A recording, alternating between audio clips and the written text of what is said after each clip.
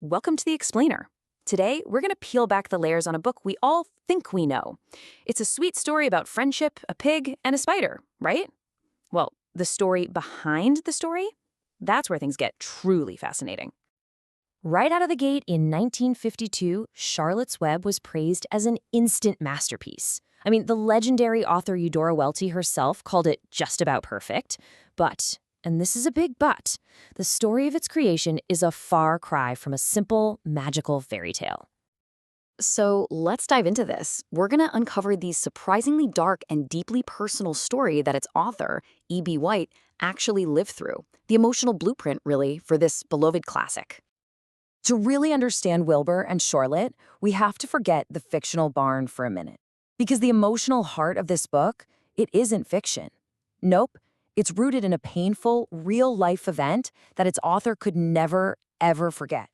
You see, years before he even wrote the novel, E.B. White had a pig on his farm. And just like in the book, that pig's life was in real danger. He actually documented the whole experience in this powerful and incredibly sad essay. And in this essay, you see this profound contradiction he was wrestling with. As a farmer, he bought this pig for one reason, to raise it for slaughter. But when the animal got sick, he found himself doing everything he could to save it. And he was absolutely devastated when it died. He was grieving an animal he'd planned to eat. This is what makes Charlotte's Web so powerful. It's basically an act of emotional rewriting. It was White's attempt to go back in time, to fix a painful memory, and to give his real pig the happy ending it never had. Put it this way, Wilbur gets to live because White's own pig did not. Now, this personal story, it does more than just shape the plot. It actually builds into the very style of the book, which holds this fascinating contradiction, especially coming from an author like E.B. White. This is just brilliant. On one hand, you've got E.B. White, the master of plain style, the guy who literally wrote the book on clear, simple writing, the elements of style. His famous rule, omit needless words, be concise. And yet, how is Wilbur saved? Not by plain facts, but by the magic of a few perfect, fancy words. Terrific, radiant, humble. The guy who preached simplicity wrote a masterpiece celebrating how a few glorious words can completely change reality. But the book's moral complexity doesn't just stop with its style. No way. It's woven directly into its most famous characters, who are so much more than the simple heroes and villains you might expect. So first, let's just think about Charlotte. She's the ultimate selfless savior, right? Wise, loyal, patient. But White never lets us forget what she is. In her own words, she is bloodthirsty.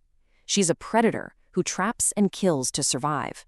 So she is, at the exact same time, a loving hero and a ruthless killer.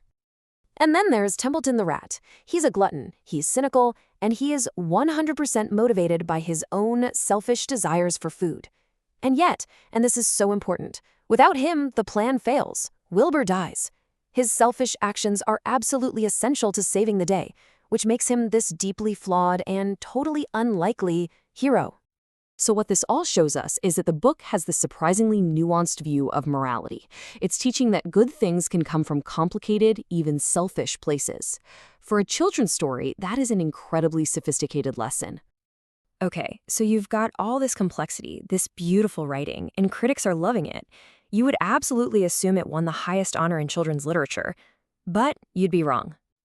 So in 1953, the Committee for the prestigious Newbery Medal, think of it as the Oscar for children's books, they made a decision that's now considered one of the most famous controversies in the award's entire history. They gave the top prize to another book, and Charlotte's Web was named a runner-up.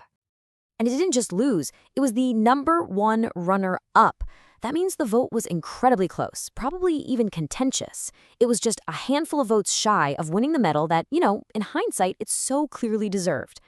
So why did this perfect book lose? Well, research points to two big factors. First, its honest, unflinching look at death was just considered too radical, too somber for kids back then. And second, good old politics.